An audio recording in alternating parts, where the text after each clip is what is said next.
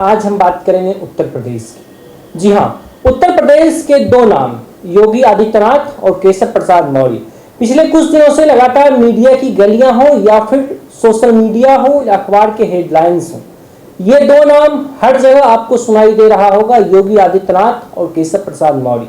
अब इसमें सोचने वाली बात यह है कि जब उत्तर प्रदेश एक सबसे बड़ा प्रदेश माना जाता है और कहा जा रहा है कि उत्तर प्रदेश से ही दिल्ली का रास्ता तय होता है। हालांकि लोकसभा का चुनाव का समापन भी हो गया, नया सरकार का गठन भी हो गया, लेकिन सवाल यहाँ ये आता है कि ये जो सोशल मीडिया पे या फिर मीडिया में या फिर अखबार टेलीविजन में हर जगह एक नैरेटिव सेट करने का प्रयास किया जा रहा है कि योगी आदित्यनाथ के राजनीतिक कैरियर का सफाया हो गया। अब उत्तर प्रदेश में योगी आदित्यनाथ का जो वो दबदबा था वो वाला वर्चस्व अब नहीं दिखाई दे रहा है, क्योंकि उत्तर प्रदेश में योगी मॉडल की जो जिक्र होती थी वो योगी मॉडल अब धीरे धीरे धराशायी हो गया। आपको ऐसा लगता है कि उत्तर प्रदेश में योगी आदित्यनाथ के पैर के नीचे से जमीन खिसक गई? अगर आपको ऐसा लगता है तो मुझे ऐसा लगता है कि आपकी राजनीतिक पकड़ थोड़ी कमजोर है।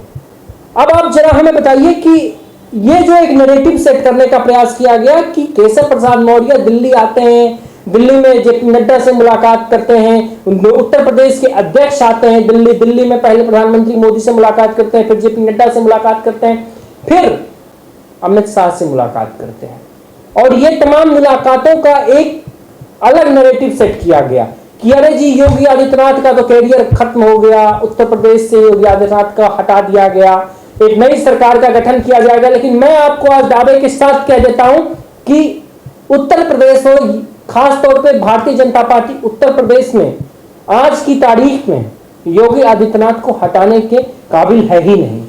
और अगर भाजपा ऐसी भूल करती है तो इसका खामियाजा सिर्फ और सिर्फ उत्तर प्रदेश में ही नहीं बल्कि पूरे देश में इसका खामियाजा भाजपा को भुगतना पड़ सकता है।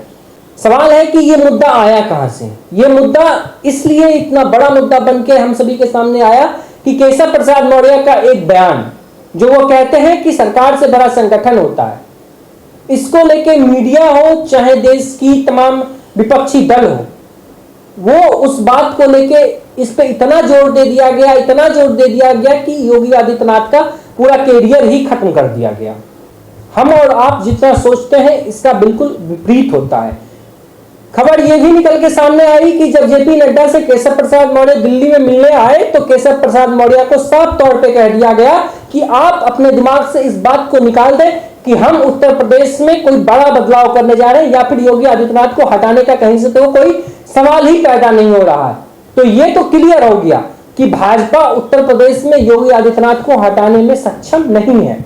दूसरी बात हम आपको जरा ये भी हम आपको बता देते हैं कि जो उत्तर प्रदेश के जो विपक्ष है, खासतौर पर समाजवादी पार्टी हो चाहे अखिलेश यादव हो, अखिलेश यादव आज सुबह एक ट्वीट करते हैं। उस ट्वीट में लिखते हैं कि मानसून ऑफर 100 लाओ सरकार बनाओ।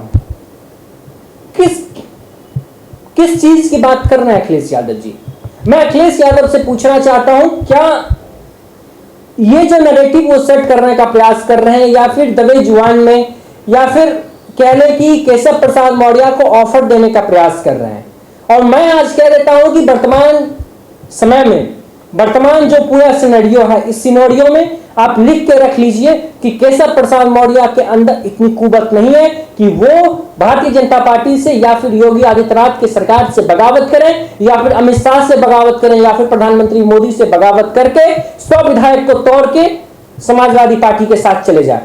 ऐसा कहीं दूर दूर तक केशव प्रसाद मौर्य के अंदर वो कुवत नहीं दिखाई पड़ रही है, क्योंकि कल भी केशव प्रसाद मौर्य आते हैं, लखनऊ पहुंचते हैं, उसके बाद एक बयान देते हैं कि हमारी सरकार और संगठन दोनों मजबूत है। और वो पूरा जो ट्वीट है हम आपको लगा देते हैं, जरा ये ट्वीट पहले देख लीजिए। वो कह रहे हैं कि अखिलेश यादव जी हम 2027 में फिर से 2017 दोहराएंगे। तो इसका मतलब ये नैरेटिव जो सेट करने का प्रयास किया जा रहा है, ये पूरा नैरेटिव ही खोखला है। और एक बात और, अखिलेश यादव जी का जब भी जिक्र आता है खासतौर पे, तो अखिलेश यादव जी के लिए मुझे एक दौर याद आता है। और अखिलेश यादव के लिए कह लें या फिर समाजवादी पार्टी के लिए कह लें, वो दौर से थोड़ी सी सीख लेनी चाहिए कि मैं ज्यादा उसमें नहीं विस्तार से कहूंगा, लेकिन 2017 2017 का वो क्या दौर था, वो माइक का छीना झपटा और सत्ता का आदान प्रदान किस प्रकार से हुआ था, वो हर किसी को पता है, उसमें हम जाना नहीं चाहते हैं। लेकिन अखिलेश यादव को वहां से भी सीख लेने का आवश्यकता है। हाँ, भारतीय जनता पार्टी की उत्तर प्रदेश में हार हुई और बिल्कुल इस बात को नकारा नहीं जा सकता है।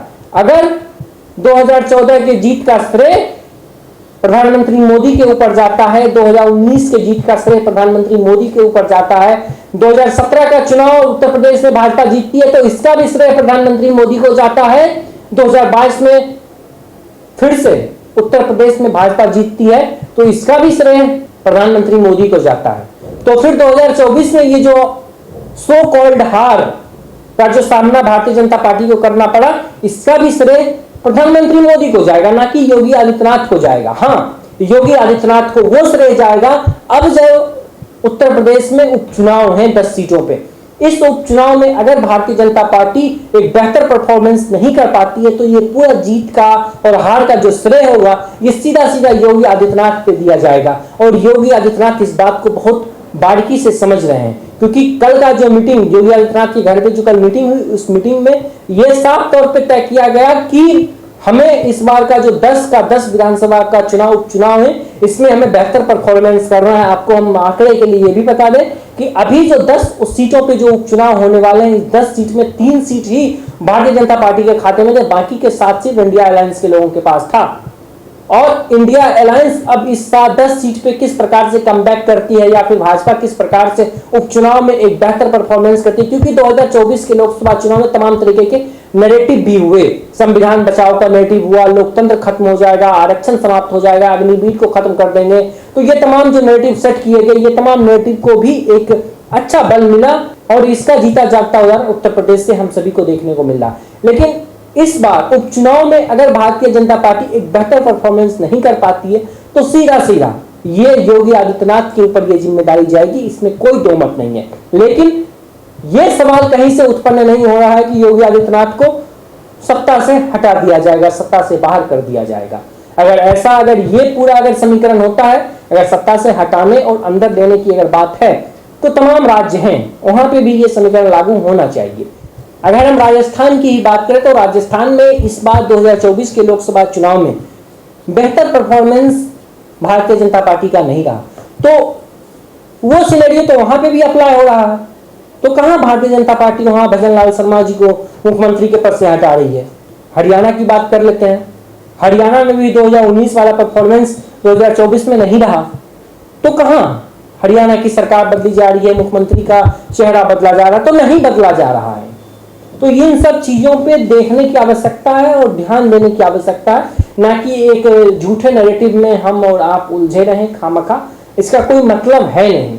और मुझे नहीं लगता है कि भारतीय जनता पार्टी इस प्रकार की बात सोच भी सकती है कि योगी आदित्यनाथ को हटाया जाए, क्योंकि योगी आदित्यनाथ का जो कद हो गया है भारतीय जनता पार्टी में, वो अब कोई छोटे मोटे कार्यकर्ता या फिर छोटे मोटे नेता वाला कद नहीं रहा, एक बहुत बड़ा कद हो गया। वो पूरे देश के चर्चित चेहरे में उनका नाम आता है। जब भी कहीं कोई चुनाव होता है तो योगी आदित्यनाथ स्टार प्रचारक के तौर पे जाते हैं और उनका खूब मांग भी रहता है उस क्षेत्र में। और कहा जाता है कि योगी आदित्यनाथ जब भी किसी क्षेत्र में प्रचार के लिए उतरते हैं मैदान में तो पूरा नैरेटिव ही बदल जाता है।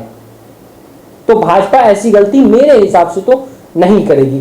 केशव प्रसाद मौर्य ओबीसी समाज से आते हैं। ओबीसी समाज की संख्या अगर हम प्रतिशत की बात करें तो 40% की संख्या है। लेकिन केशव प्रसाद मौर्य जिस क्षेत्र में अपनी राजनीति करते हैं उस क्षेत्र में भी भारतीय जनता पार्टी को नहीं जिता पाते हैं। अभी इस 2024 की बात नहीं है, 2022 के विधानसभा चुनाव में आपको याद होगा कि केशव प्रसाद मौर्य खुद अपना चुनाव नहीं जीत पाते हैं। तो इससे यह भी नैरेटिव सेट आप कर सकते हैं कि केशव प्रसाद मौर्य कहां से बगावत करने के मूड में आपको नजर आ रहे हैं।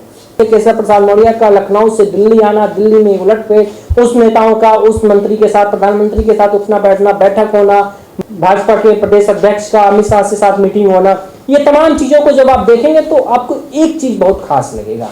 योगी आदित्यनाथ पूरे एकदम से शांति के मुद्रा में अपना काम कर रहे थे। उनको ये सब चीज से कहीं कोई घबराहट उनके चेहरे पे कोई सिकन तक नहीं दिखाई दी, क्योंकि योगी आदित्यनाथ को आज की तारीख में ये बात पता है कि भारतीय जनता पार्टी हमें सत्ता से बाहर नहीं कर सकती। और जो लोग इस प्रकार की बात कर रहे हैं वो करते रहे। योगी आदित्यनाथ का आज के डेट में मैं आपको कह दे रहा हूं कि उत्तर प्रदेश में भौकाल था, यानी दबदबा था, दबदबा है और दबदबा रहेगा।